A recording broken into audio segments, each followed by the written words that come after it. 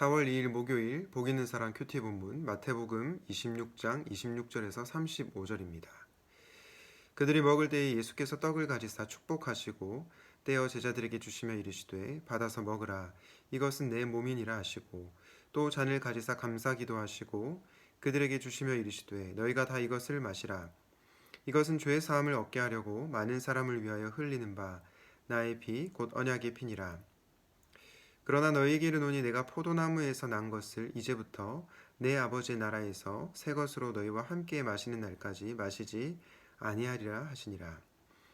이에 그들이 찬미하고 감람산으로 나아가니라. 그때에 예수께서 제자들에게 이르시되 오늘 밤에 너희가 다 나를 버리리라. 기록된 바 내가 목자를 치리니 양의 떼가 흩어지리라 하였느니라. 그러나 내가 살아난 후에 너희보다 먼저 갈릴리로 가리라. 베드로가 대답하여 이르되 모두 주를 버릴지라도 나는 결코 버리지 않겠나이다. 예수께서 이르시되 내가 진실로 내게 이르노니 오늘 밤 닭 울기 전에 내가 3번 나를 부인하리라. 베드로가 이르되 내가 주와 함께 죽을지언정 주를 부인하지 않겠나이다 하니 모든 제자도 그와 같이 말하니라. 아멘. 성찬 기쁨과 슬픔이 공존하는 자리라는 제목으로 하나님 말씀을 전하려고 합니다. 오늘 큐티 본문은 성찬에 관한 말씀입니다. 여러분, 오늘날 한국 교회가 설교에 대해서는 굉장히 중요하게 생각하는 것 같습니다. 그런데 의외로 이 성찬에 대해서 중요하게 생각하는 교회들이 많이 없는 것 같습니다.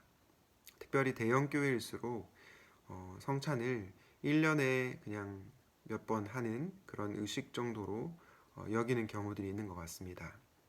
또한 성찬에 담긴 의미를 깊이 묵상하지 못하고 그냥 해야 하는 어떤 의식 정도로 생각하는 경우도 있는 것 같습니다. 그러나 여러분, 성찬은 너무나도 중요합니다. 왜냐하면 예수님께서 이 성찬을 하라고 직접 명령하셨기 때문입니다.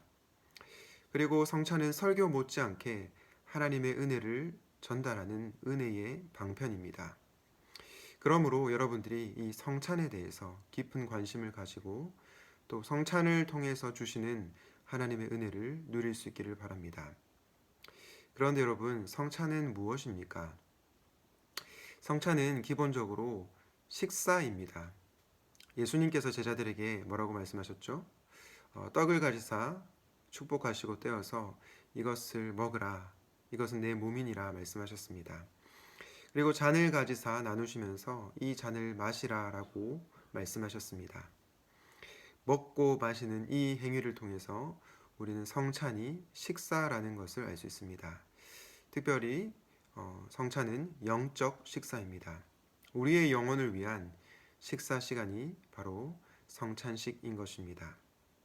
그러므로 우리는 이 성찬에 참여할 때 예수님의 이 몸과 또 피를 먹고 마심으로 거기에 담긴 의미가 무엇인지 또 그분이 우리에게 주시고자 하는 유익을 깊이 누릴 수 있어야 되겠습니다. 그런데 여러분, 우리가 이 영적 식사인 성찬에 참여할 때 우리의 자세는 어떠해야 할까요? 오늘 2가지로 생각해 보려고 합니다.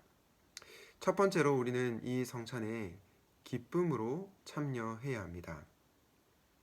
오늘 본문 29절 말씀에 보니까 이런 말씀이 나옵니다. 그러나 너희에게 이르노니 내가 포도나무에서 난 것을 이제부터 내 아버지의 나라에서 새 것으로 너희와 함께 마시는 날까지 마시지 아니하리라 하시니라.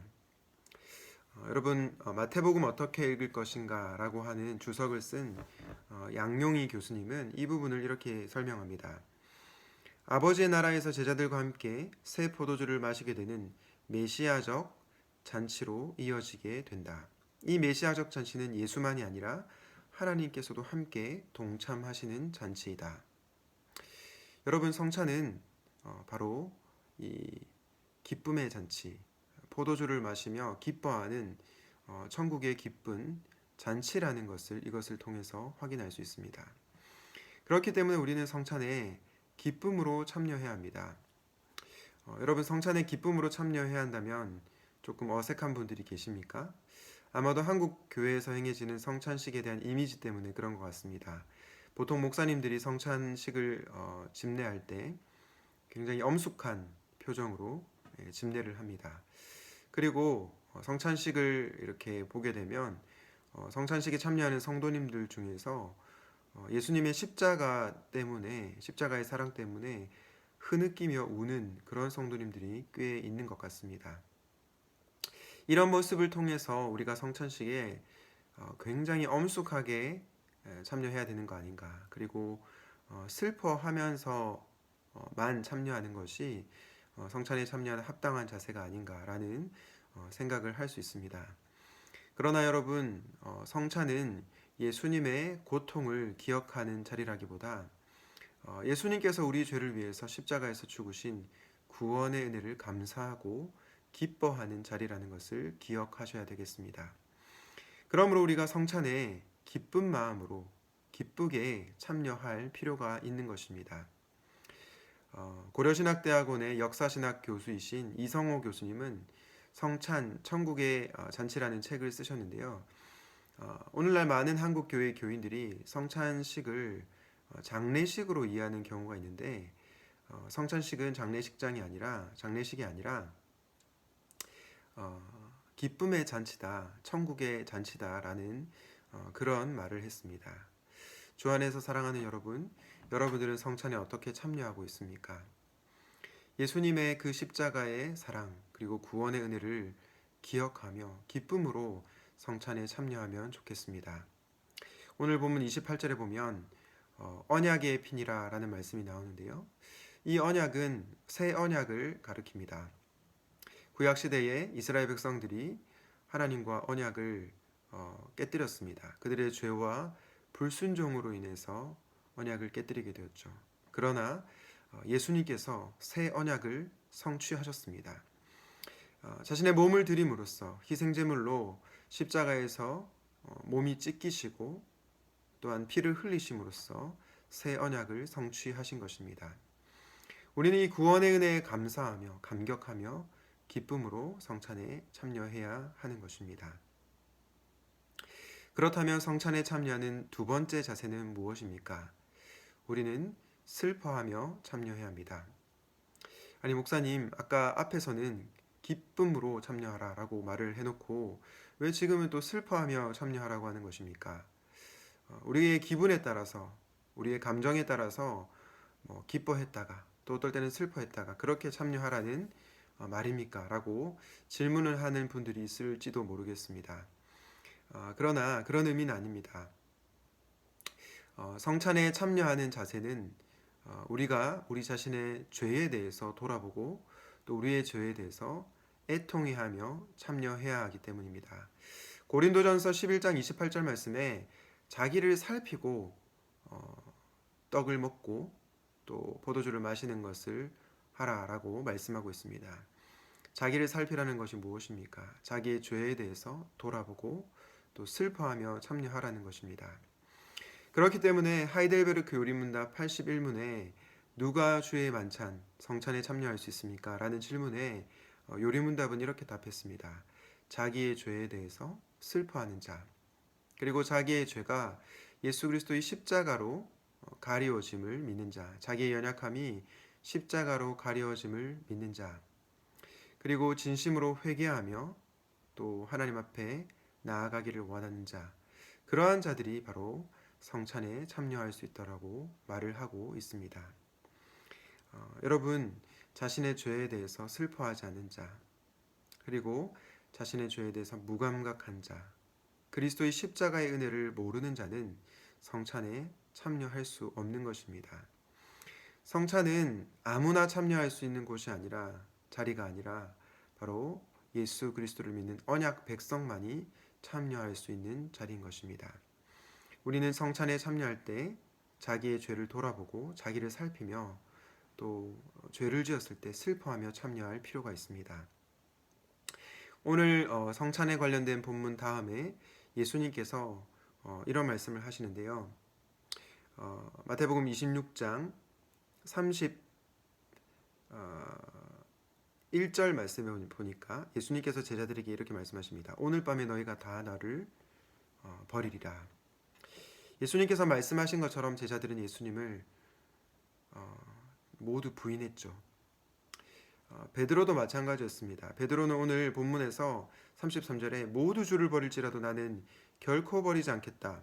그리고 35절에 주와 함께 죽을지언정 주를 부인하지 않겠다. 그렇게 말을 했지만 여러분들이 잘 아시는 것처럼 예수님의 말씀처럼 베드로는 예수님을 3번씩이나 부인하였습니다. 그런데 여러분, 이 제자들과 베드로의 모습 속에서 우리는 누구의 모습을 봅니까? 우리의 모습을 봅니다. 저와 여러분의 모습을 보게 됩니다. 우리는 주님을 늘 배신하고 또 하나님 앞에서 범죄하고 살아가는 연약한 인생입니다. 그러므로 우리가 성찬에 참여할 때 자기 자신의 죄를 돌아보고 슬퍼하며 회개하는 마음으로 참여해야 하는 것입니다.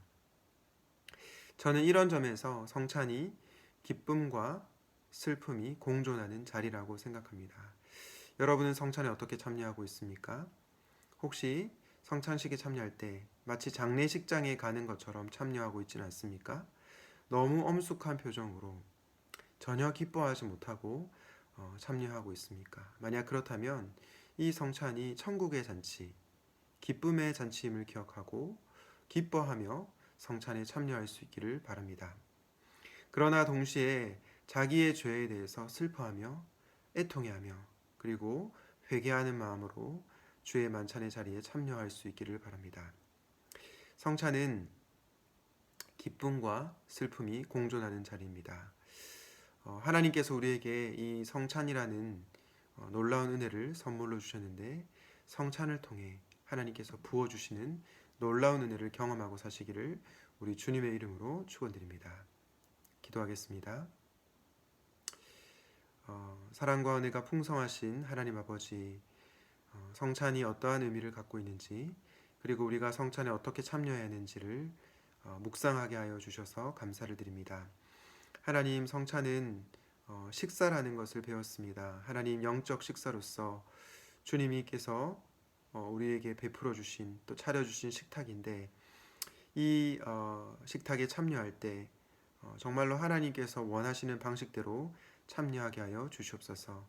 장례식장에 가는 것처럼 엄숙한 표정으로 또 너무나 근엄하게만 성찬의 자리에 참여하는 것이 아니라 천국의 잔치를 기뻐하며 또 기쁨의 잔치를 누리며 참여하는 모든 청년들 될 수 있도록 도와주시옵소서.